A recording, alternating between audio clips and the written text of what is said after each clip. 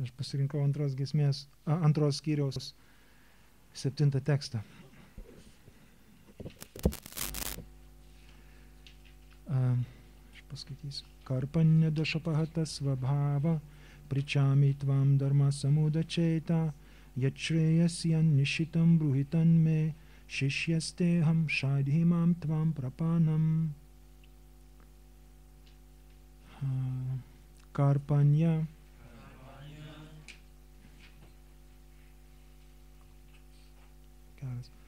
Paskiau pakomentuosim tos pažodinius vertimus. Verto užuojautos. Doša.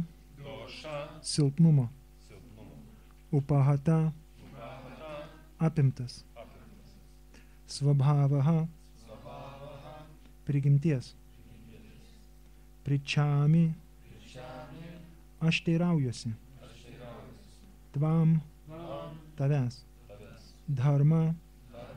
Religijos. Samudha. Suglumusi. Čeitaha. Širdimi. Jat. Kas. Šrejaha. Visų geriausia. Sijat. Galėtų būti. Niščitam. Paslapčia.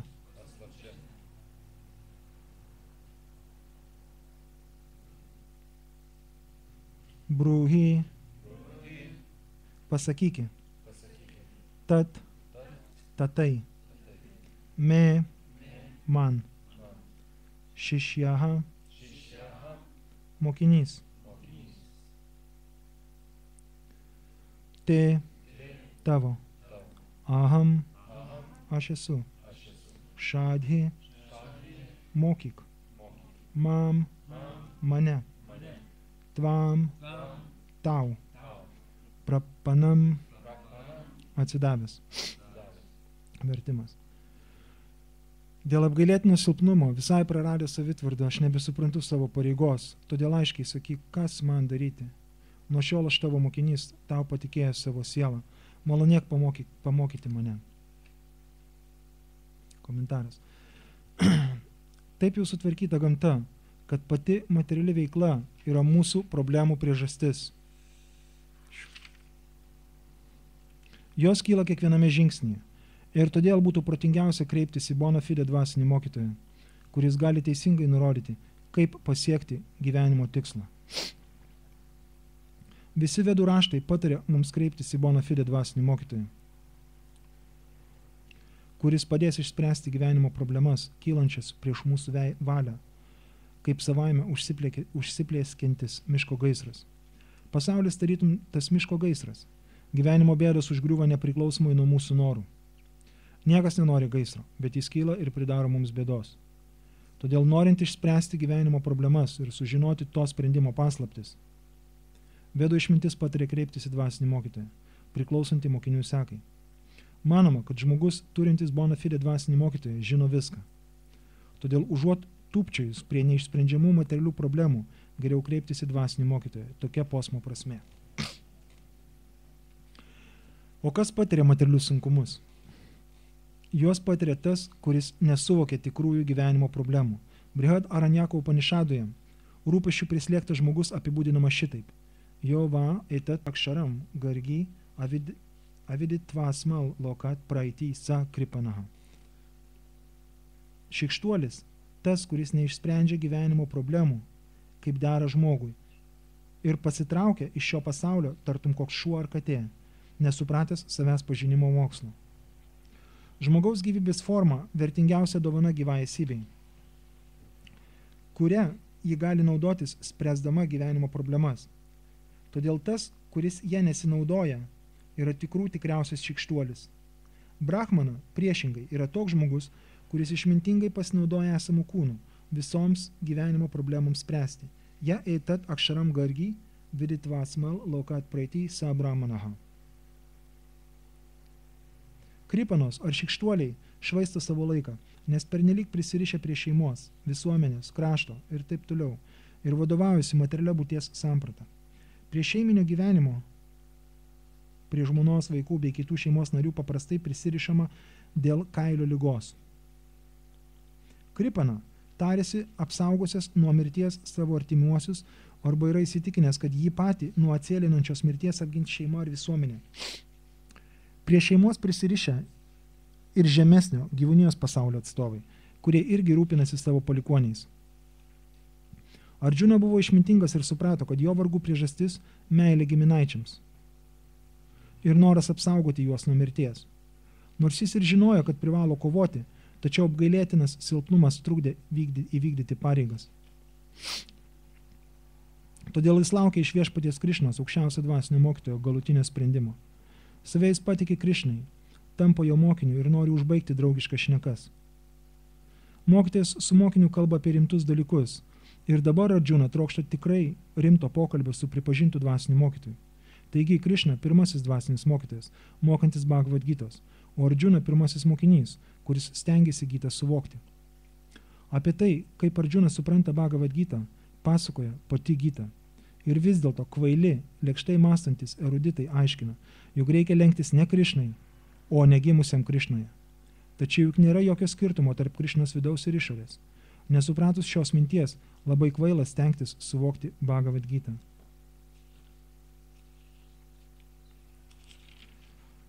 Karpanidusapahata svabhava, pričami tvam dharma samudačeita, yač šreyasyan nishitam bruhitan me, šišyasteham šadhimam tvam prapanam. Dėl apgailėtino silpnumo visai praradęs savitvardą, aš nebesuprantu savo pareigos. Todėl aiškiai sakyk, kas man daryti? Nuo šiol aš tavo mokinys, tau patikėjęs savo sielą, malonėk pamokyti mane.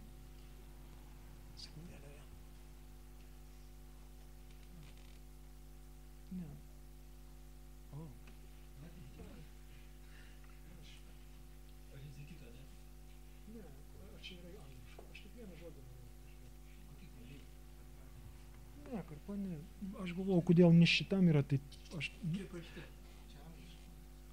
O, nu, yra pažodinis?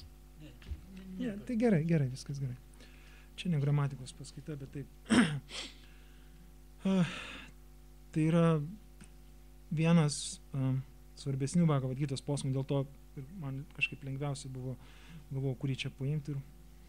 Sakoma, kad nuo šito teksto prasideda Bhagavad Gita. Jinai turi, iki tol, kas yra, tai yra tarsi įžanga. Ir jeigu mes skaitėm Bhagavad Gitą, vis tiek čia dauguma iš mūsų mes žinom, kaip kas čia vyksta. Tai yra pats pirmas tekstas nupiešia, kad dharma kshetrė, kurukšetrė, samaveta jutsava, tai yra kurukšetros lauke susirinko samaveta, susirinko jujutsava, visi trokšantis kautis, visi trokšantis, kaip pasakyti, išsiaiškinti santykius. Nesvarbu, kokioj pusėje buvo, bet visi. Ir Mamaka Pandava Šiva Kima Kurvata Sandžaja ir Dhritaraštra klausė. Ten susirinko ir mano sūnus, ir tavo, ir Pandavai. Ir ką jie ten ruošiasi daryti, ta prasme, ką jie darys. Jie nori kautis, bet ką jie darys, nes Dhritaraštra pergyveno, kas bus su jo sūnumis. Jis praktiškai tikrai viską išeidinėjo iš tos platformos, tai yra aš ir mano sūnus. Kas su jais nutiks? Ir jis neveltui, Ačarjas komentuoja, kad jis neveltui naudojo tokius žodžius dharma kshetrė, kurukšetrė. Jis labai bijojo. Tai šventa vieta, kurie susirinko, buvo šventa vieta. Tai yra dharma kshetrė, tai yra religijos laukas. Ten kurukšetros vieta, jinai iki tol ten buvo atliekami anksčiau dideli aukojimai. Dar iki, prieš, kaip pasakyti, Kali Juga, kai prasidėjo, bet iki tol tiek Dvapara Jugoj, tiek Treta Jugoj, ten buvo atlikinėjami aukojimai, ta vieta yra minima ir Puranuose. Tai va, ir Dhritaraštra bijodamas faktiškai, jis žino, kad jo sūnus neteisus, ta prasme, žino visą priešistorę, ta prasme, kaip jie apgavo su azartiniais žaidimais, kaip Pandavai te prašė, jie buvo tikrieji paveldėtojai, ta prasme, jeigu ten Mahabharatą paskaityti, bet jis bijojo ir jis tiesiog, jis naudojo tų žodžius ir jis klausė Sandžajas, kas bus vis dėlto, jie susirinko tokioj vietoj, kasgi bus, Kima Kurvata, ką jie ruošiasi daryti. Nu ir pereina į tai, kad Ardžuna ir Krišna, kuris buvo Ardžunos vežėjas, Ardžuna pamatęs priešingoje pusėje savo pusbrolius, savo brolius, tai yra savo pusbrolius, savo dėdės, jis ima jis ima pergyventi. Ir Arjuna išdėsto savo komentarus. Ir tai yra savo mintis, savo abejonės, kad ir jie atrodo tikrai labai išmintingi, kad žiūrėk, mes nužudysim šitiek žmonių ir dar pagyvenusių, ir dar mokytojų. Ta prasme, kas bus? Kiekvienoj visuomeniai, ta prasme, kiekvienoj šeimoje, ta prasme, prie ko visuomenė ten seni žmonės, jie, tiesiog, nežinau, netgi auklėja anūkus, ta prasme, ten, bet vediniai visuomenė iš viso toj pagyvenę žmonės. Tai ten buvo, priešingoj pusėje, tiek šatriai taip pat buvo ten ir jų dėdės, ir ne tik giminės, o jis ten pergyveno, kad sužlugs ir moteriška giminė, nes jeigu žus vyrai, ta prasme, jos liks vienas, kas jumis pasirūpins, jos pradės. Tai yra, Arjuna išdėsto vieną argumentą po kito ir sako, negi jeigu mes nugalėsime ir viską gausime, kokia laimė bus, įsivaizduokit, jūs paimat ir staiga jūs liekat, vienas ar ne vienas, bet su viskuo, kas yra Kaune, viskas jūs, bet jūs esat vienas. Kaip jūs galite džiaugtis, ta prasme? Eikit ir valgyt McDonald'e, aš nežinau, ką jūs ten, sumuštinius, ten ledus, ką tik norit, bet nebus to džiaugsmo. Galbūt liks kažkas, bet vis tiek ta kaina per didelė, kad išžudyti šimtus tūkstančių žmonių ir jis pagalvojo, ką man ta karalystė, aš geriau, ir jisai nuleidęs lanką, jis pasakė Krišnai, vežk mane į... Ne. Jis pagalvoja vėliau, Ačarjus, jis sakė, vežk mane tarp dviejų armijų. Ir jis tiesiog jau pasireiškė tos abejonės nuo pat pradžių pas Arjuna. Ir sako, vežk mane tarp dviejų armijų. Jis galvoja, gal Krišna susipras, gal kažkaip tai automatiškai šis spręstas klausimas, gal kažkas tai bus. Ir sakoma, šitos tekstas, kai jisai vis dėlto, kaip pasakyti, kai žmogus pasimetėmė, jis ir tą šneka, ir protingų žodžių šneka, ir jis nusivylimą išreiškia, ir taip, ir anaip, visaip. Ir dabar Krišna taip pat jau kalbėjo keletą tekstų, kalbėjo su Arjuna, uždavėm klausimą, bet dabar jis suprato, kad svaičiodamas, kaip pasakyti, nežinodamas tikrai pasimetęs, ką daryti, jis turi pripažinti savo, jis buvo be galo galingas. Arjuna, jeigu žinot, tai yra jam nukauti 100 kšatrijų, tai yra nulis, ta prasme, išspręs. Gal ten gerai, buvo Bhishma, buvo Drona, bet jų pusėje buvo daug kas, ta prasme. Jam nebuvo ko pergyventi, bet viduje užėmė silpnumas, jis buvo praradęs savitvardą. Tai va, ir dabar sakoma, prasideda Bhagavad Gita. Jisai ne tai, kad dabar svaičia, bet dabar pas jį įvyko, jis nurimo ir sako, Jet šrėjas sien nišitam bruhitanmi. Pasakyk, prašau man, kas yra geriausia man, šišies teham, aš esu tavo mokinys, šadihi mam, mokyk mane, tvam prapanam, aš atsiduodu tau, viskas. Jeigu mes esam pasimetę ir nežinom, ką daryti, ir vis dėlto mėginam, tarkim, mes esam kur nors pasiklydę kokiam nors mieste ir norim rasti išeitį. Ir kuo ilgiau mes patys mėginsim rasti tą išeitį, tuo labiau, kaip pasakyti, pasiklysim. Kuo giliau mišką, tuo daugiau medžių. Visą laiką dažnai gyvenime. Jeigu, tai vat, norint išeiti, reikia sutikti kažką ir paklausti kelio, arba reikia žinoti bent jau kažkokias tai orientyrus, ta prasme, jeigu ant tos pusės auga samanos, tai reiškia, va, link ten yra šiaurė, jo, o čia apie mišką ir prakalbame. Tai va, galima kažkaip išeiti. Tai reikia kažkokius orientyrus, bet jeigu tu visiškai pasimetęs, reikia klausti. Ir čia buvo kur kas rimtesnis klausimas, čia ne tai, kad, ta prasme, čia tikrai 100 000 žmonių gyvybės klausimas. Ir apskritai tai buvo laimės klausimas. Arjuna uždavė tą klausimą iš tos pusės dėl, kaip aš artimuosius nužudysiu, kaip ta laimė kokia, bet iš tikrųjų tai buvo klausimas, netgi nelaimės klausimas, tai buvo religijos klausimas, kad atstatyti religinius principus. Ir Krišna, pradėdamas atsakyti į šitą Arjunos kreipimąsi, jisai nepradės gilintis į tuos jo iš karto užduotus, ta prasme, klausimus, kas bus taip. Jis iš karto pradės sakyti, kas tu esi. Reikia suprasti, kas tu esi ir kokia iš tikrųjų yra tavo problema. Nes nesuvokiant problemos ir sprendžiant ją visai kitaip, mes negausime rezultato. Ir dabar šiandieninis tas tekstas, aš keletą žodžių panagrinėsiu, labai įdomus. Tas karpanė, jis išverstas kaip vertas užuojautos, nepaprastai geras vertimas. Žodis karpanė kyla iš žodžio kripana, vienu žodžiu taip yra. Pradinė šaknis krip, gailestis, užuojauta, kripa, vat kaip yra žodis, paskiau kripana. Tas, kuris, tai yra pastovus gailestis. Nu, pastoviai dėl kažko sielvartas gailestis gali būti priklausomai nuo konteksto. O karpanija, tai yra būsena, kurie pastoviai kažko gailimasi. Nu, ta prasme, sielvartaujam. Tai vat, ir toks žmogus paprastai, kuris dėl visko gailisi, ai, tą blogai padariau, tu pamėgink paprašyti pas ką nors, jis nieko nenori duoti, jam visko gaila. Jam ir vakar dienos gaila, ir rytoj kas bus gaila, ir šiandien, nu, jis visko. Ir įdomu, kaip išversta, vertas užuojautos. Ta prasme, toks žmogus, kuris dėl visko sielvartauja, ta prasme, ir tas negerai. Jis vertas užuojautas. Ta prasme, tokio žmogaus kritikuoti negalima. Apskritai, kai žmogus dėl, nu, bet kuri praktiškai doša, čia ne veltui, vat sekantis žodis yra doša. Doša yra, vat kaip ajurvedui, reiškia trūkumas. Jo. Reiškia trūkumas. Tai vat, kas turi tokią došą, ta prasme, mes neturim, nėra pagrindo užsigauti žmogaus, kuris turi kažkokias tai, nu, trūkumus. Mes visi jų trūkum, bet ypatingai turim tų trūkumų, esam sąlygoti, bet ypatingai va tokia, kuris dėl visko sielvartauja. Nėra. Ir vėliau Krišna pasakys tokius žodžius: Arjuna, tu kalbi labai išmintingai, bet tu sielvartauji, dėl ko sielvartauti neverta. Išmintingi, ta prasme, išmintingi žmonės, išminčiai nesigaili nei dėl gyvų, nei dėl mirusių, nes jie supranta visą ko esmę. Tai čia labai gražus. Tai va, Arjuna sako svabhavaha, tai yra, kad mano dabar būsena, svabhava reiškia būsena, dabartinė nuotaika, yra ta apimta, mano būsena dabar yra apimta upahata šito gailesčio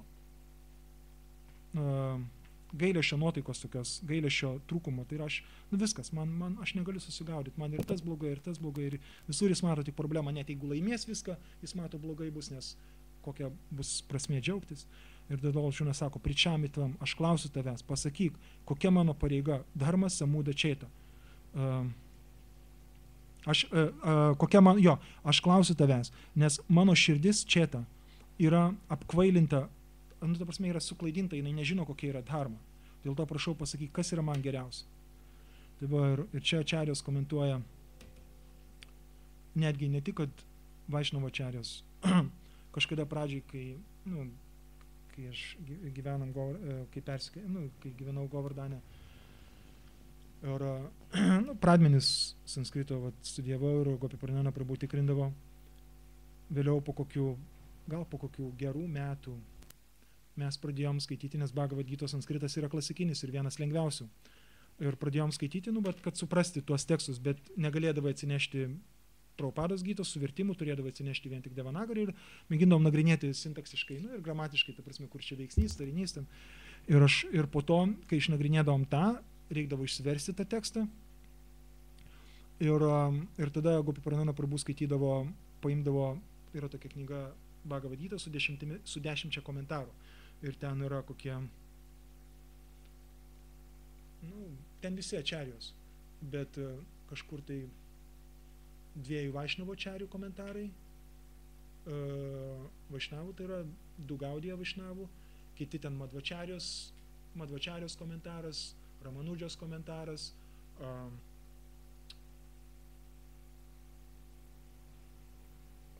Šankaračarijos komentaras ir kitų impersonalistų. Ir įdomu tai, kad tie komentarai, kol Krišna neprieina iki bhakti jogos, jie vos ne tai, kad kitais žodžiais, bet labai iš kitų pusių, bet labai identiški, net impersonalistų, ta prasme.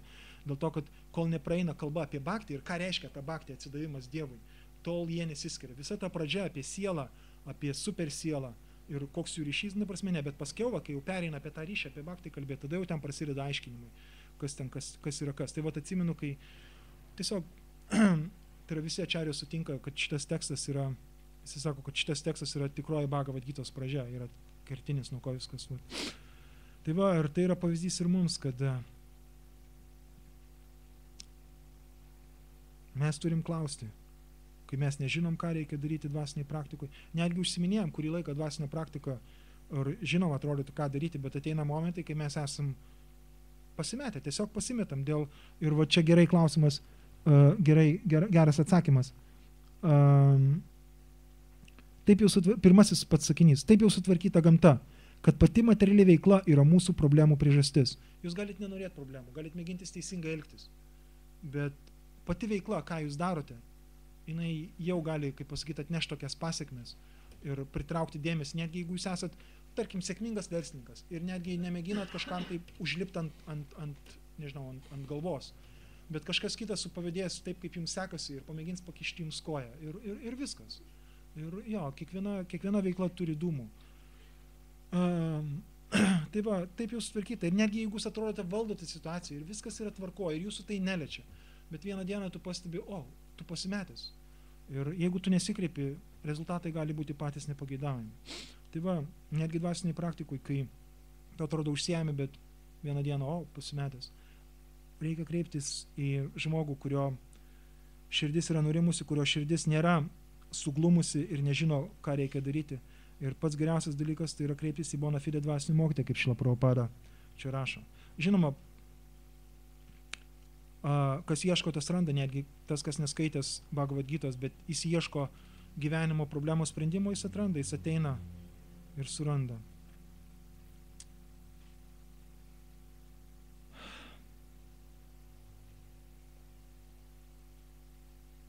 Sekundėlę atsikvėpsiu. Čia ilgai tikrai nebus, čia tiesiog mano bus spontaniniai pamastymai.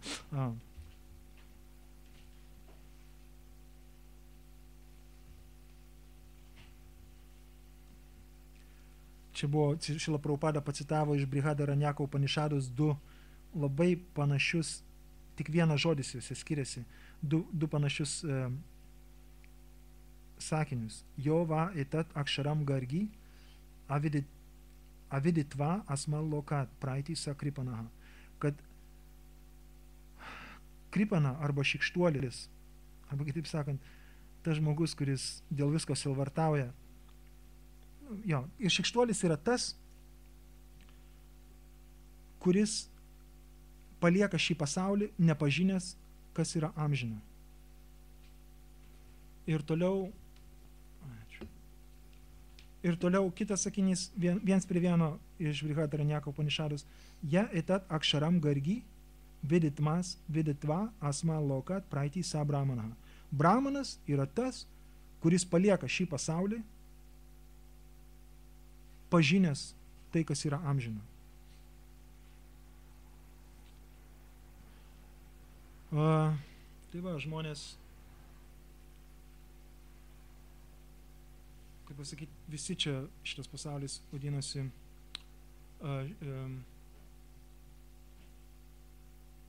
sekundėlę, kaip tas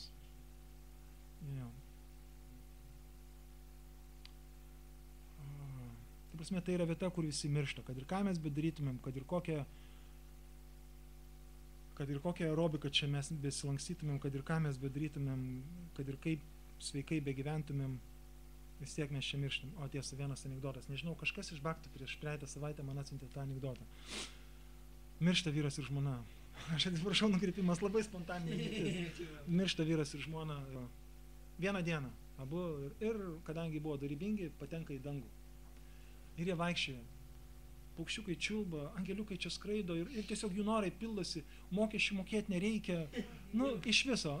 Tikrai. Pasak. Bet žmona eina ir mato, kad vyras susikrintęs.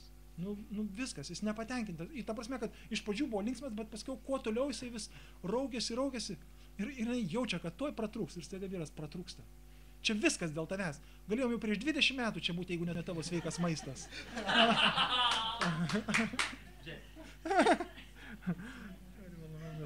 Tai yra, kad jinai buvo gera žmona, labai sveikai maitindavo, gamindavo ir ta prasme, jeigu ne jį, tai jie būtų jau prieš 20 metų galėję nemokėti mokesčių.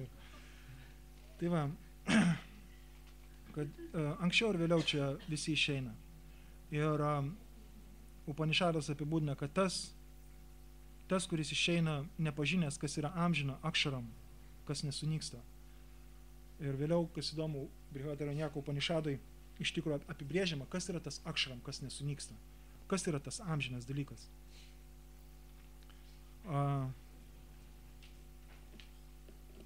Kas yra ta absoliuti tiesa. Ir priešingas apibūdinimas toliau, kas yra brahmanas. Brahmanas yra tas, kuris palikdamas šį pasaulį žino, kas yra amžina. Galbūt nepažinai iki galo, bet tas, kuris jau žino, kas yra amžina. Bet čia dar vienas iš tikrųjų įdomus dalykas, gal čia nukreipimas nuo teksto, yra žodis gargi. Gargi tai yra vienos moters vardas, buvo tokia gargi. Jos senelis buvo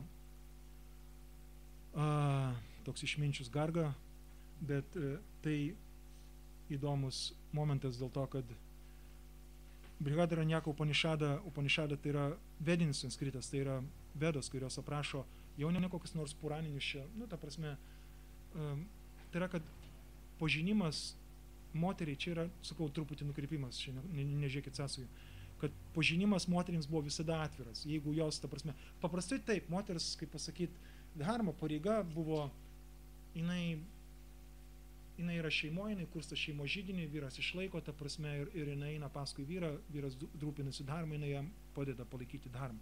Bet kadangi mes iš tikro realiai, ta prasme, nesam šitie kūnai, tai vat, jeigu vis dėlto būdavo tokių moterų, tai va čia Gargi šnekasi su išminčiumi. Tas man primins iš Jagjavalkija, Jagjavalkija. Iš tikro, kaip jinai susipažino vieną kartą, įdomus momentas, karalius Džanaka organizavo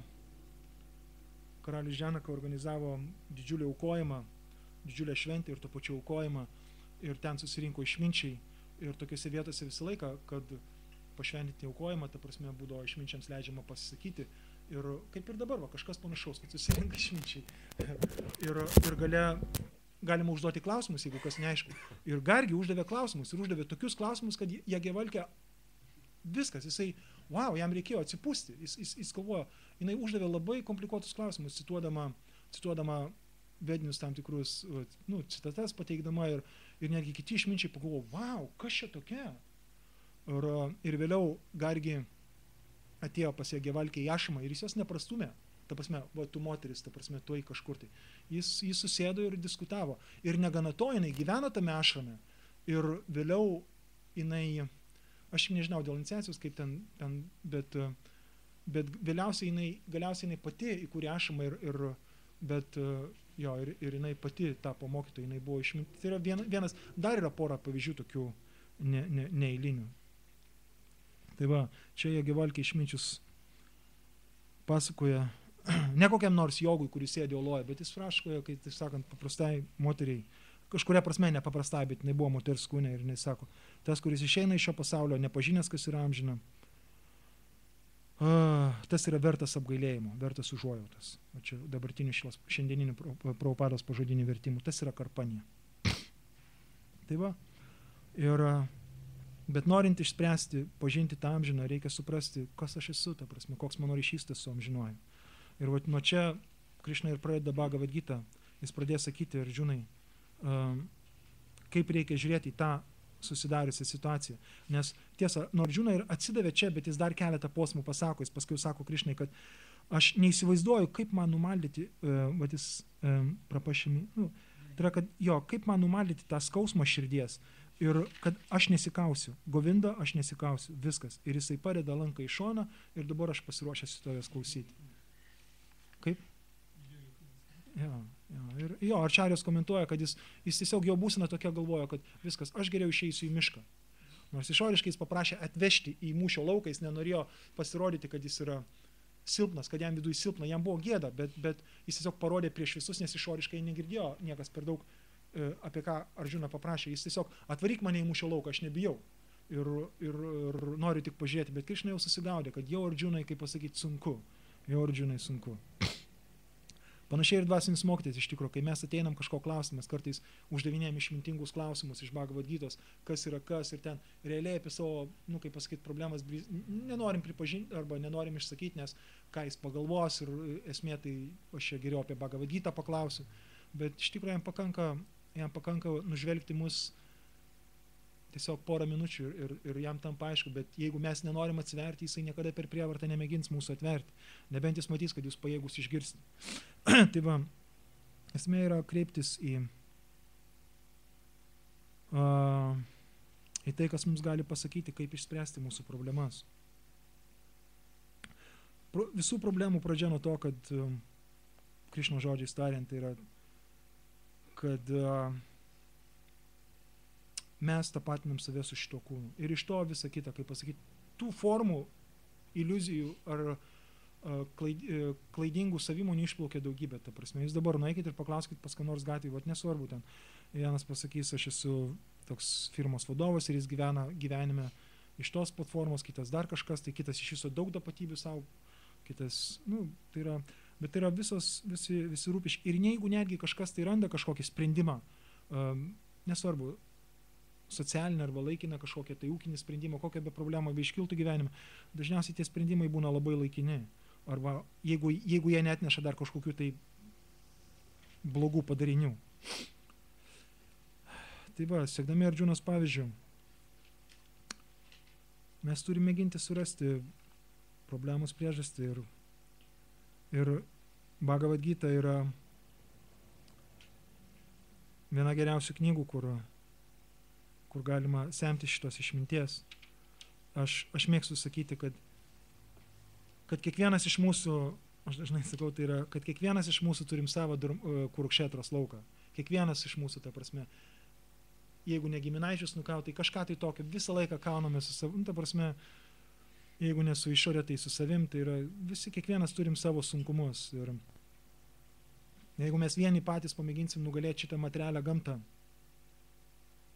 ta prasme, mes galim matyti, kad ir kokie garsus karvedžiai bebuvę, kad ir kokie galingi žmonės, niekas nelaimi kovos prieš šitą materialią gamtą. Niekas. Visi galiausiai nusilenkia. Vienaip ar kitaip. Arba žūna savo pačių aistrose, savo pačių, ne tai kad aistrose, gal geriau būtų paruošti žodį, savo pačių laimėse, pomėgiuose ir taip toliau. Bet niekas negali įveikti šitos gamtos. Ir pats Krišna paskui pasakys, mama maja duratėja. Gal bus kokių papildymų komentarų, klausimų. Tiesiog čia yra pradžia Bhagavad Gitos ir Dievana.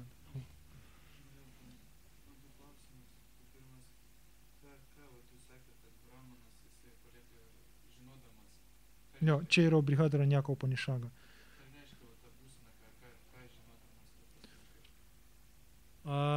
Katka Upanišadoj ir aš neatsimenu ten tos Brihadaranyakos, tai yra pati storiausia Upanišada, tarp kitko, pati didžiausia. Ir ten yra keletas pokalbių, bet Katka Upanišadoj yra aprašoma, ta prasme, ką reiškia žinoti atma arba akšaram ir kokia turi būti tavo nuotaika. Ir tas, kuris pradeda manyti, kad jis jau viską žino, kad viską pažino, jam yra be šansų pažinti tai, kas yra akšaram. Tai nereiškia, kad tu turi būti visiškai neišmanėlis, norėdamas pažinti tai, kas yra amžina, bet tu turėti tokią nuotaiką, kad aš esu mažas ir aš nežinau, ir turi kreiptis į dvasinį mokytoją. Ir Upanišadas lygiai tą patį. Ir tarp kitko, Katka Upanišada ir dar viena kreipėsi, kad Niranjana Maharajas cituoja šitą posmą. Kaip? Primink. Kuris? Čia irgi vienas iš jo, tadvigyartam saguruma vibagačet, kad žmogus turi kreiptis į dvasinį mokytoją. Bet sakoma, kad tas, kuris netgi lošas žmogus gali perkopti kalnus.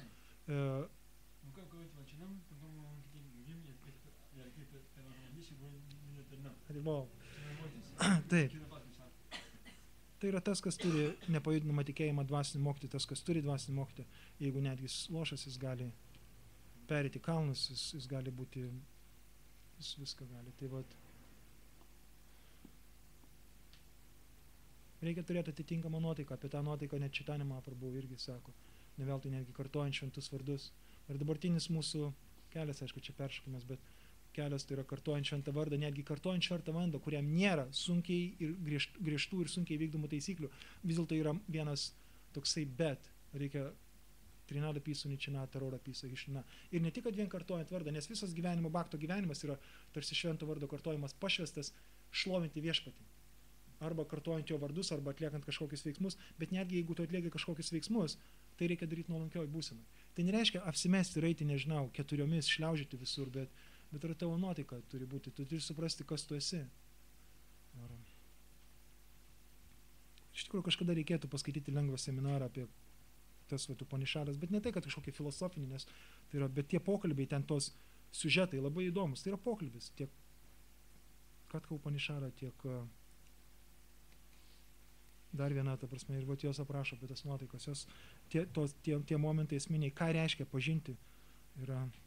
Bet esmė tai yra pažinti, tai reiškia suprasti, kas esu aš, kas yra absoliuti tiesa ir koks yra mano santykis su ta absoliučia tiesa. Tai yra esmė. Kas esu aš, kas yra absoliuti tiesa ir koks mano santykis. Ir tą momentą skirtingos mokyklos paaiškina skirtingai, bet vis tiek jie nagrinėja visi. Aš, absoliuti tiesa ir mano santykis su ja.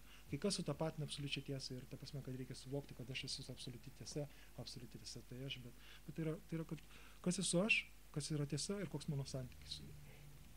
Ir jeigu mes netgi gyvenam čia materialiam pasaulyje, bet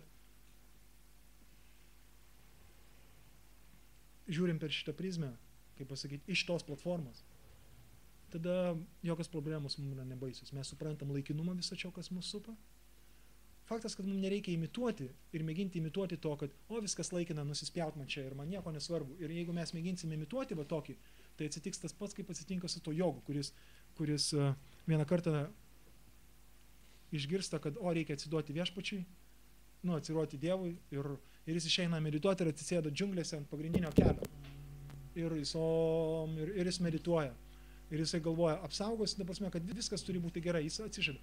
Ir staiga eina, ten yra pasirodo dramblių kelias, kur drambliai eina atsigerti vandens. Ir staiga tie drambliai pradeda pūsti į savo straublį ir riaumojas galvoja, toj pažiūrėsim, apsaugos mane ar neapsaugos, toj apsaugos mane ar neapsaugos. Ir kai galiausiai, kai jį, kaip pasakyti, nuspyrė, jis nežuvo, jis grįžo pas tą, kas jam pasakė, kad jeigu tu atsiduodi, tu būsi apsaugotas, tai jis kodėl sako? Taigi tau sako, buvo trimituojama, pasitrauk nuo kelio, ta prasme, tau ta absoliuti tiesa sakė, traukis nuo kelio. Tai nereikia imituoti, kol mes negirdim, mes galim kreiptis į tuos, kas girdi, arba mėginti atpažinti, kaip absoliuti tiesa pasireiškia šiame materialiame pasaulyje, kokiais būdais jinai apsireiškia. Gerai, Arjuna turėjo betarpinį kontaktą, bet kaip jinai pasireiškia šiame materialiame pasaulyje. Tai yra sadhu šastra ir taip. Tai yra šventi žmonės, dvasinis mokytojas ir šventraščiai. Ir galbūt vieną dieną viešpats ateis ir asmeniškai jums pasakys. Bet dažniausiai tai yra, mes viduje labai suvokiam, kada kas yra tikro teisinga.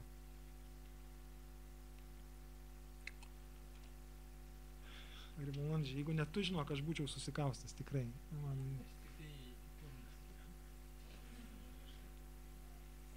Išvada. Aš kaip klausiau patį šatį, patį mėginom visiems patyrė, aš žinau, šitą, kaip įsigalima, pamatė, kad ten tėvai, sako, aš nežudysiu, sako, aš bėsiu mišką. Aš sako, gerai, tu bijak, bet tu ateis krišalis, pavyzdys pinigų, tai tu esi jam nepadas. Tai kaip bus, pas tėvai išaugs, sako, tu medituosi, tas meditacija nieko nepadės. Nes pas tėvai iš pasaulis išlys šatišką kautis. Tas šatis yra, kautis, šatį kautis nori, duosi lempą jam, nesipurti. Čia įdomus momentai, iš tikrųjų, Haribolnanda Prabhu palėtė, kad netgi tada, kai mes pradedam užsiminėti dvasinę praktiką, mes netampam tobuli tą pačią akimirką. Mes įgaunam įrankį, priemonę, bet mes turim visą savo bagažą, kaip pasakyti. Gal mums atrodo, kad mes tik sveriam 60 kg ar ten 80 kg, bet realiai mes sveriam 80 milijonų kilogramų iš praeitų gyvenimų, ta prasme, atsinešę tą bagažą iš anksčiau. Ir tie visi sąlygotumai, tai yra ką daryti, arba tos mūsų įvairios dorybės, kurias mes matom labai padidintai ir savo trūkumus matom labai sumažintai, tai yra ką mums daryti. Tai vėliau Krišna duos atsakymą, tai yra, kad visko atsižadėti, paimti iš karto, kol nėra to lygio, kol tu imituoti nėra prasmės. Geriau užimti save pagal savo prigimtį ir panaudoti tai gyvenime, tai yra mėginant pažinti absoliučią tiesą, mėginant tarnauti viešpačiui. Ir jeigu tu tampi bhaktu, tai tiesiog Krišna netgi atsakys, kad mėgink, Krišna sakys, kad mėgink, nemėgink, bet tiesiog spontaniškai tarnauk man, mylėk mane, užsiimk atsidavimo tarnybą. Jeigu tu to negali padaryti, tada jau laikykis reguliuojančių bhakti jogos principų. Jeigu tu to negali daryti, tai jo, tada dirbk dėl manęs. Jeigu tu jau netgi ir dirb tiesiogiai vardan man, tarkim, statyti šventyklas, tada aukok tam tikrus darbo vaisius. Vis tiek vienas kažką daro, kažkokius darbo vaisius. Tai yra įvairūs aspektai, priklausomai nuo mūsų lygmens.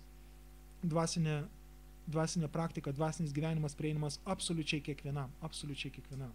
Ar tu mažas vaikas, ta prasme, mažas vaikas taip pat gali užsiimti. Jis gali valgyti prasadą, tik tai nuo mūsų klausimas priklauso, ar mes duosime jam prasadą, ar mes jam duosime kažką tai kitą, ta prasme. Ir tai yra kiekvienas gali užsiimti dvasinę praktiką. Mūsų draugai, mūsų kaimynai, reikia būti kantriam. Ir jeigu mūsų gyvenimo praeitis, kaip pasakyti, buvo tokia pilna nelaimių, mums nereikia tapti kripanomis ir įkristi į tą karpanę, tai verta užuojautos tokia, kai dėl visko sielvartauji, ta prasme. Kas buvo, reikia padaryti išvadas. Aišku, nelengva, nes tas slegia mus kartais, bet tiesiog padarai išvadą ir eini į priekį. Ir tai nereiškia, kad viskas to ir baigėsi, tai kad tu išmokai, kartais vėl gali susidurti situaciją. Tiesiog kreiptis į žmonės, kurie gali padėti. Tik tai reikia suprasti, kad nereikia kreiptis į kairę ir į dešinę pas bet ką, nes gali gauti tokių patarimų, kad įkrisite dar didesnį liūną.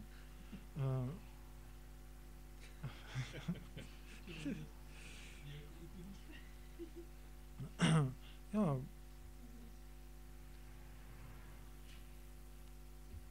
Reikia kreiptis į baktus, tokius kaip Vaikundanata Prabhu.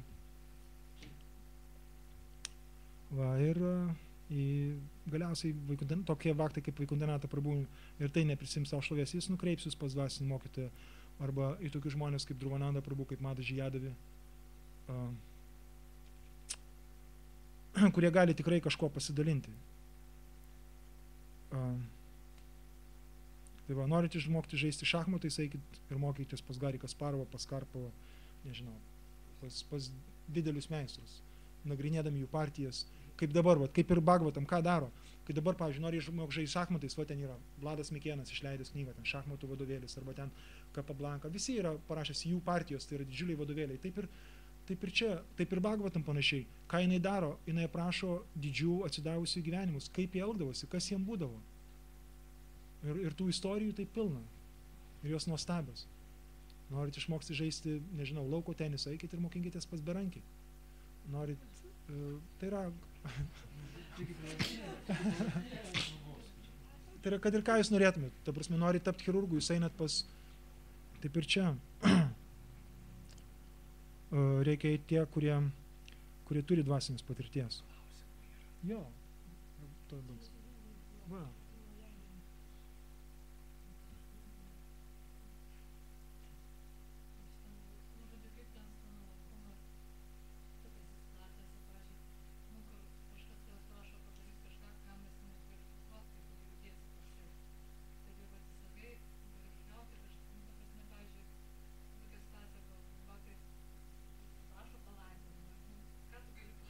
Ką aš darau?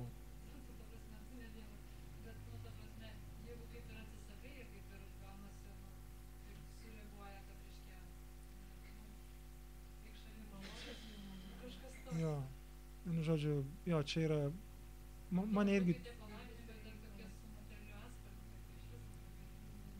Kai jau tokie, tai jau tada galima užvesti pokalbį, bet jeigu baktas nuoširdžiai ateina, va, palaiminkit, nu, atsako, jūs vyresnis. Aš tokiais atvejais, nežinau, aš labai atvirai pasakau, kad laiminti gali, jo, panašiai, tai yra, kad laiminti gali dvasiškai pažengusios sielos, ta prasme, tie, kurie turi dvasinę švarą, ta prasme, tie, kurie, bet aš galiu jums tik palinkėti. Palinkėti yra nuo mano pasirinkimo. Palaiminti jau reikia turėti dvasinę švarą, dvasinę galią. Bet palinkėti aš jums galiu. O, sako, palinkėk, Durmada, palinkėk. Sakau, taip, aš palinkėsiu, apsikabinu, paglostau, palinkiu ir žmogus lieka laimingas. Maldininkė tikrai girdėjau, kaip Durmada taip pasakė. Tikrai, labiau pamatau, tokia irgi didelė. Tai va, galima palinkėti. Bet jeigu žmogus va kartais dar su kažkokiu materialiu aspektu, tada galim truputį užkalbinti. Eik, tu tikrai to nori. Nu, ir galim dar truputį pakalbinti. Nu, gerai, žinok, nežinau, gerai.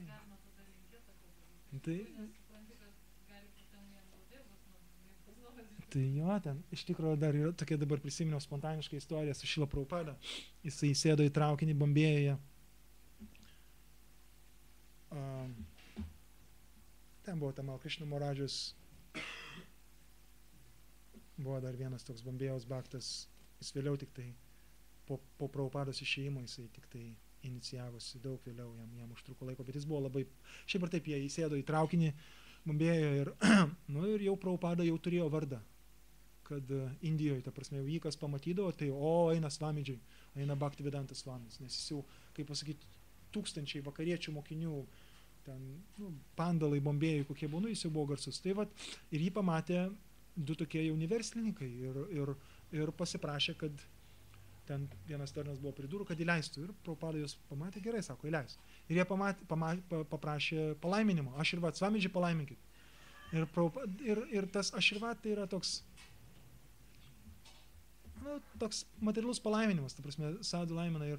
Bet Prabhupada tada taip, Tamal Krišna Maharajas pasakoja, sako, žinot, gerai, aš jūs galiu palaiminti, jeigu norit, vat, jūs būsite tokie kaip jie. Ir va čia jie sėdėjo, vat, sako, ir pasakė, su nuskustom galvom, ne, Svamidžiai, duokit mums aširvatą, paprastą.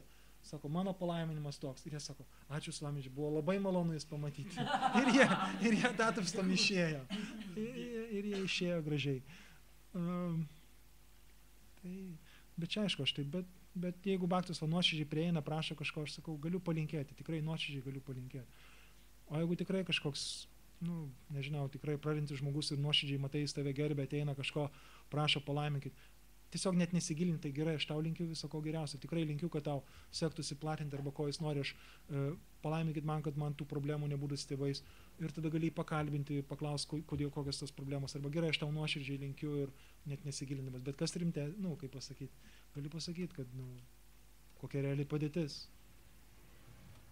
kad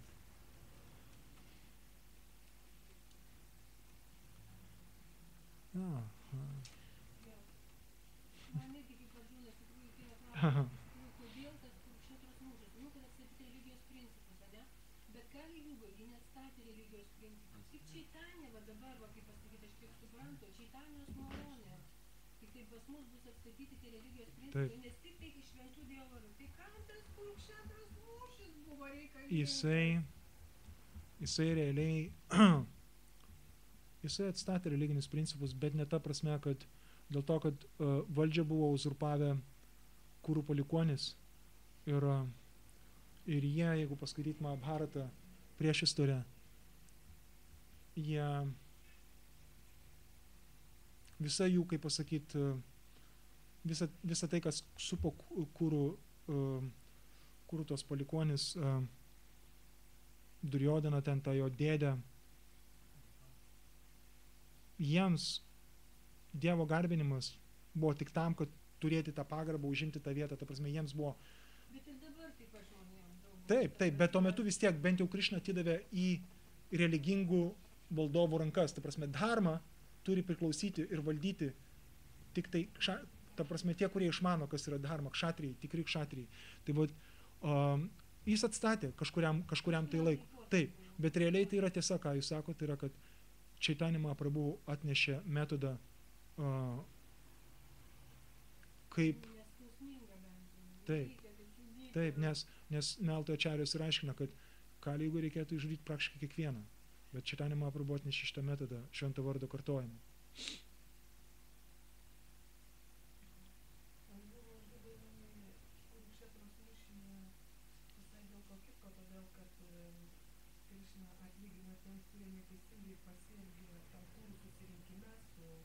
Oi, ten daug istorijų buvo, ten daug susikaupė. Ir Draupadį, ir Draupadį, ir kaip vėliau, ten jinai buvo išniekinta. Net dabar, kai pasaulinis karas buvo, jisai turbūt neatstojo to, kas buvo Kurukšetros mūšyje. Bet čia buvo Dievo nuosprendis, Dievo sprendimas. Taip, bet aš nenorėčiau dalyvauti, jeigu aš ten dalyvavau. O, ne tik jų.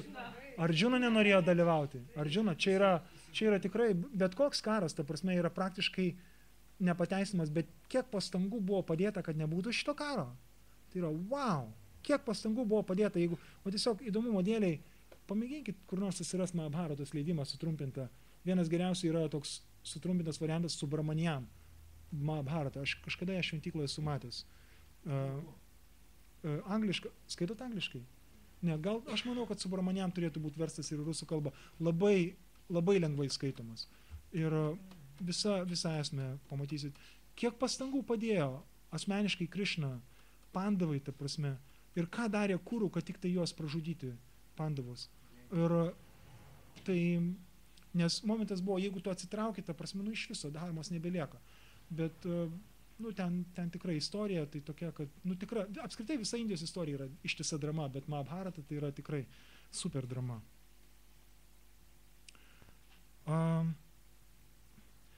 Iš vienos pusės, tai matot, tai buvo, nenoriu sakyti žodžio spektaklis, bet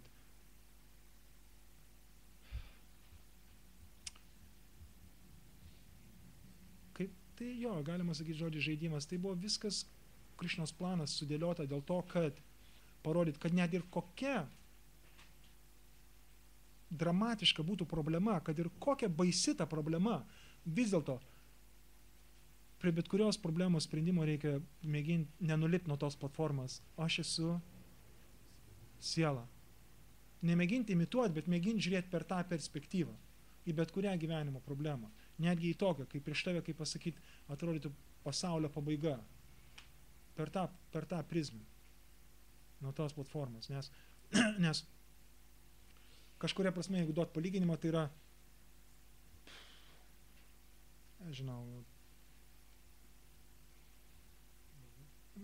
jeigu jūs žiūrite į kokį nors objektą iš 1 milimetro atstumo, kaip jūs galite pamatyti, kaip jisai yra iš dešinės, iš kairės, iš šono, bet jeigu jūs žiūrėsite kažkaip tai iš tam tikro kampo, kur viskas yra ir apšviesta ir tam tikro, tai yra geriausiai, tai yra iš tos platformos, kai tu esi šiek tiek iš aukščiau ir viską, tai yra kažkas tokio, kad tai yra, jo, bet jeigu tu esi prie pat arba labai toli, ta prasme, tu mėgini įvertinti padėtį, tu nepamatysi to objekto arba jeigu tu matysi iš tos pusės atsitraukęs, tu matysi, kas iš anos, bet žiūrint iš viršaus, tai yra tarsi, bet čia aišku, be abejonės. Oi, o jūs žinot, kokie vyriški sentimentai būna? Aš jums galėčiau papasakot. Oi, Kedarnatka Prabhu jums galėtų papasakot, kaip suveikia vyriški. Žinokit, kartais galvojam, tai yra teisinga, ta prasme, aš suprantu, ką jūs kalbat, bet pas vyrus kiti sentimentai ir jie taip pat gali silvartą. Aš dabar galvoju, moterys daug talentingesnės už vyrus. O, taip. Ir kaip jos sugeba nuolankiai jos labiau gyvybingesnės. Vyrų tą ir taip priimti tokią nuolankę padėtį ir tikrai reikštis dar duoda vyram, nors jos viską daug geriau išmano. Tai čia trumpas pavyzdys. Tarkim, problemas, ar ne, kažkokias tai. Vyras pamėgina išspręsti, vieną, antrą kartą pamėgina viskas, nesigauna, jis spjauna, palieka, man nereikia viso šito ir jis išeina. Moteris, jinai mėgins ir mėgins ir mėgins ir mėgins ir taip darys ir anaip darys. Jinai, ją gamta tiesiog, ta prasme net, viskas taip surėdyta, neįsivaizduoju, nenoriu šiaip gal patikinėti kai kurių pavyzdžių, bet šiaip ar taip, tai yra, jos yra gyvybingesnės, daug gyvybingesnės. Ką reiškia palaiminimai ir prakeikimai moters? Čia tas pats, kas... Vienas geras pavyzdys, atsiprašau. Mėginu atsiminti vardą. Šiaip ar tai buvo sanjasos iniciacijos ceremonija Vrindavane, Krišna Balaram šventykloj. Nepamenu šito Maharadžio vardo. Jis indusas, ta prasme, jis iš Indijos. Ir vos įgavęs iniciaciją, bet tai nebuvo nedirbtinai. Jisai priėjo ten esančių buvusių matažių ir pasakė, būkit gerą, palaiminkit mane, kad aš išlikčiau ramus, ta prasme. Ir jis ėjo prie vyresnių matažių ir jisai gavo palaiminimus. Iki pačių dienų jisai yra, kaip pasakyti, esmė vis dėlto, aišku, gyvenime ne tai, kad išlaikyti ten, nežinau, ten celibatą, išlikti sanjasių, ar tai išlikti kažkuo. Esmė yra meilė Dievui, bet tai yra tam tikri pagalbiniai dalykai, tai yra, bet nereikia jų paskelti aukščiau Dievo, bet vis tiek jis įžengė į tą statusą, jisai suprato, kad jis ėjo, paprašė palaiminį, iki pačių dienų jis yra, kaip pasakyti, ramelis. Aš nepamenu, kaip jo... Nesvarbu, tai va. Nepergyvenkit, kad esat. Oi. Daug istorijų iš 10 giesmės Bhagavatam. Brahmanai, su brahmanų žmonomis gera istorija. Brahmanai buvo pasipūtę, jie tikrai buvo brahmanai realūs, ta prasme, jie atliko aukojimus, bet jie buvo pasikėlę. Mes čia dabar atliekam aukojimus, kažkokie piemenukai ateina, prašo mūsų pavalgyti, netrukdykit, mes dabar Vedą studijuojame, mes aukas darom. tarpu moterims pakako intelekto, kad čia yra Krišnos draugai, duokim jiem pavalgyti. Galbūt netgi jeigu jos ir nesuprato, bet kas įvyko, jos nesąmoningai davė vis tiek. Bet naudą, kaip pasakyti, tą milijoninį bilietą laimėjo jos, o ne brahmanai. Laimėjo jos. Galbūt nesąmoningai, bet dėl to, aišku, čia jisai... Jeigu iš tų taškų pažiūrėjęs, aišku, kiekvienas asmeninis žaidimai, mes visi įgavo asmeninį Krišną. Muša, nu kaip ten, barė, tu, anoks, tai, tiuo, toks, bet tai pažiūrėjęs iš žmona, kaip ten atrodo, į visi žmona, jeigu ką jis padarė, tu, anoks, tik į var, ten buvo žaidimai, aišku, mes galim suprasti, kad ten buvo žaidimai, bet Krišna visą laiką, ir kažkoks Maharas skaitė lekciją, sako, Krišna buvo pagal pagų, taip iš tikrųjų buvo. Mes vaikom, mes nesuprantam tai, bet iš tikrųjų tai sakė. Nu, žodžiu, reikia blaiviai vertinti savo sąlygotumus. Aišku, reikia įvertinti, prasme, kad aš esu moteris ar aš esu vyras, bet nereikia užsiciklinti ant to. Prasme, aš esu siela, gerai, aš esu siela, aš turiu tam tikrus sąlygotumus, bet ir toliau eini, įvertini savo silpnumus. Ir kai Bhagavad Gitoj kalbama, bus įdomius dalykus, ta prasme, tu kartais suvoki, esi silpnas. Ir tu matai tikrai, kad tai yra neverta, bet kartais nebūtina išgyventi va, tos dramos, galima paprasčiausiai išmintingai žmonės apeina kančių židinius. Yra tekstas Bhagavad Gitoj. Išmintingai žmonės galima, kartais nebūtina perkopti tam tikras problemas, kad parodyti, štai aš esu toks ir toks. Galima apeiti paprasčiausiai ir eiti toliau. Jo, reikia, bet bendraujant su išmintingais žmonėm galima gauti. Ir karts nuo karto tiesa, tai išmintis, žinokit, kaip ir, pavyzdžiui, žmogus atėjęs, kad ir, nežinau, į rytų kovos menų treniruotę. Gari valandą prabų supranta mane. Pirmą dieną atėjęs, jisai tikrai nepadaro jokių katų arba jisai negali susikauti, bet žiūrėkit, praeina 4 metai treniruočių ir jūs galite pažiūrėti, wow, ką tai reiškia. Netgi čia, va, tai jums pateiksiu pavyzdį, aš buvau užleidęs mankštas. Kai gyvenau Govardane, man nereikėjo, nes man reikėjo daug vaikščioti. Aš tiesiog daug vaikščiodavau, tikrai daug. Pavyzdžiui, nuvažiuodavau į Delį, aišku, dar plus Govardano parikramos per Ekadašius ir šiaip, kada išeini tenai 24 km ir va. Bet čia pravažiavau ir taip žiūriu, bet pradėjau daryti mankštas prieš keletą mėnesių. Nu, elementarius dalykus, aš ne apie svarmenis kalbu. Baigit, va. Praėjo mėnesius, viskas, per mėnesį laiko aš atstačiau, nu ten, čia ne dėl to, kad sužinotumėt, bet atstačiau tam tikrą kiekį, kiek aš galiu prisitraukti, kiek aš galiu atsispausti. Su virvute po mėnesį laiko aš jau galiu 15 minučių šokinėti nieko tokio, ta prasme ten. Ir paskiau atsilinkimai, tiesiog truputis va, praktikos ir tai dvasiniai praktikoj. Lygiai taip pat, jūs jau esate siela ir jums tiesiog, o tiesa, gera istorija, čia, kad jums tiesiog reikia prisiminti, kad jūs esate siela. Neatmenamų laikų esate čia, kaip Hanumanas. Kai Hanumanas gimė, kai gimė, jisai gavo daugybę palaiminimų ir daugybę galių. Tiek ezoterinių, ta prasme, tiek fizinių galių, tiek mistinių galių. Bet kas buvo su Hanumanu? Jisai augo, kaip vaikas, jis buvo paniręs į visokias išdaigas ir taip toliau, jisai naudojosi galimis, bet jisai neįvertino, jis buvo vaikas. Ir kai jis išaugo, jis realiai, jisai neprisimindavo, kad jisai turi tas galias. Jį reikėdavo jam pastoviai kažkas ateitų, pavyzdžiui, netgi didžiulė problema. Ir jeigu jam tos galios būtų padėjusios, jis galvodavo, kad jis yra bejėgis, ką dabar daryti. Jam reikėdavo, kad jį kažkas primintų ir ne tik, kad primintų, bet dar paskatintų. Ir kai jis tik tai pradėdavo daryti, pajusdavo, tai vat ir mums reikia priminimo, paskatinimo. Ir kai tik tai baigdavosi kažkokia tai istorija, Hanumanas jau pradėdavo ramų gyvenimą, jis vėl užsimirždavo. Tai tie palaiminimai, kuriuos jis gavo ten, jis tiesiog... Tai va, taip ir čia, taip ir mes. Kiekvieną dieną galim paimti Bhagavad Gitą po, nežinau, kad ir 10 minučių. Paimti džapą į rankas 10 minučių, 20 minučių, 2 valandas, 3 valandas. Ramgopalas Prabhu, aš nežinau, kiek jisai per dieną, kaip pasakyti, koks minimas, bet jisai, kada be ateitum, arba Bhagavatam, arba džapo ranko, arba jis tulosi kambarį, bet jisai, tai yra, nebūtina mechaniškai to daryti, nes matot, kai tu tą praktiką užsiemi, kas atsitinka? Garsas įeina, arba skaitant įeina, ta prasme, patenka į širdį. Ir tam tikri dalykai po lengvai išsistuminėja, tai yra tam tikros anartos. Ir vėliau praktikos dėka atsiranda tam tikras prisirišimas. Kai tu tą prisirišimą imi puoselėti, atsiranda skonis. Tai yra, ta praktika duoda rezultatus. Ta praktika duoda, pavyzdžiui, jūs pasodinat sėklą. Ir jeigu jūs nedarot nieko, kad jinai sudygtų, gali sudygti, gali nesudygti, bet jeigu jūs ją puoselėjate, apdengiat plėvelę, arba ten šildami, arba šiaip vis palaistot, apsaugot nuo saulės, jinai pradeda dygti. Taip ir čia, jeigu jūs pasodino dvasinę sėklą, pradėjot praktikuoti, bet jos nepuoselėjat, ji gali ir neišdygti, tiesiog reikia puoselėti.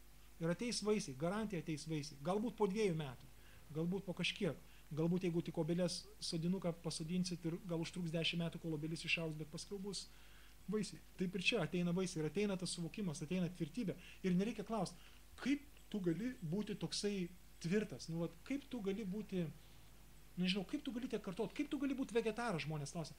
Net klausimo mums nekyla, ta prasme, kaip tu gali būti vegetaras. Tiesiog tai ateina paprasčiausiai, praktikos dėka ir tiesiog praktikuoja. Iš pradžių kažkiek mechaniškumo reikia, kaip ir visur, bet vėliau ateina skonis ir galit vėliau paklausti visų šitų karatistų, nesvarbu, arba šachmatistų, kurios tiesa, vat, aš nepamenu, kokio čia muzikanto klausiausi ir klausiau jo gyvenimo istoriją. Paganinis, tarp kitko. Nu, nesvarbu, čia aišku dabar nukrypau, bet čia apie vieną lietuvį, čia tas vienas jaunas mūsų akordionistas dabar iš vaikinų, kuris čia. Irgi tėvas vaikystėje nuvedė akordionų klasę, jis negalėdavo sėdėti, jis norėdavo eiti, žaisti, jis neperneždavo. Bet vėliau, kaip pasakyti, išsivysto toks skonis. Paganinis, jeigu vaikystėje, tėvas iš viso jį uždarydavo, tai buvo viena pirmųjų biografijų, kurias man tėtis davė perskaityti, uždarydavo jį į kamarą, ta prasme, ir ne tik, kad į šaltą, ir neišleisdavo tol, kol jis neišmokdavo kažkokias po 3, 4 valandas, 5. Aišku, jis kankindavosi, jam būdavo bloga, ta prasme, bet jis tapo toks genijus, kad iš viso jis paimdavo smuiką į rankas, jis atgydavo. Žmonės, aišku, jį vadino velniu, bet nes, gal žino, ta prasme, paganinis, kai grodavo. Vieną stygą. Jo, ta prasme, kad koncertų metu jam būdavo, paskiau iš pavydo, dėl to jo tokio virtuoziškumo, tokio genialumo, jam įpjaudavo stygas ir grojant, kaip pasakyti, sistemai jos nutrūkdavo ir staiga nutrūksta viena, jis groja, niekas negali pajausti, kaip jis išgauna tos pačius garsus su likusiam stygom be vienos, nutrūksta antra styga ir taip toliau, taip ir dvasiniam gyvenime.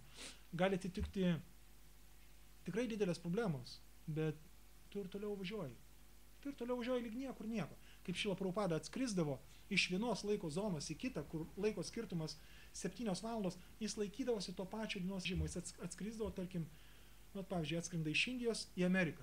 Yra apie, tuoj pasakysiu, 3 ir plus 8, apie 11 valandų skirtumas. Jis įskrenda, tarkim, iš Indijos 12 valandą nakties, atskrenda į Ameriką, jau reiškia 11 valandą ryto, New York'e. Ir jis viskas. Jis už valandas eina ten, ta prasme, pietauja, toliau, jeigu jis atskrenda ryte ir tai yra pasveikinimas, jis eina į pasveikinimą, jis kartoja, jis eina į pasivaikščiojimą, tai yra jo jau nebeįtakoja. To praktikos dėka atneša rezultatus. Tik tai vėlgi, kaip Krišna sako, nereikia prisirišti prie rezultatų, tiesiog praktikuokim, kiek kas galit. Ir pagrindė tai Krišna žiūri netgi ne į rezultatus, į mūsų motyvą, į mūsų nuotaiką. Viskas, reikia baigti. Bhagavad Gita ki jai.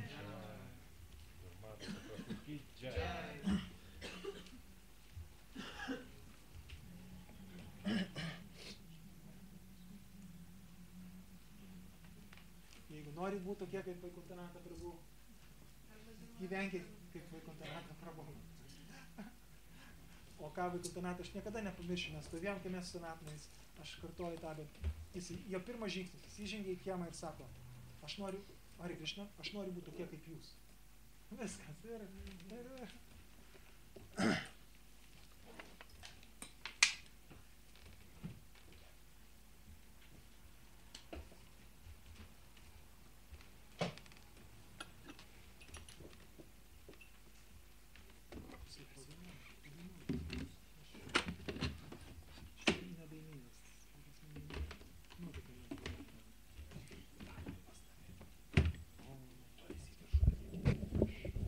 Mm-hmm.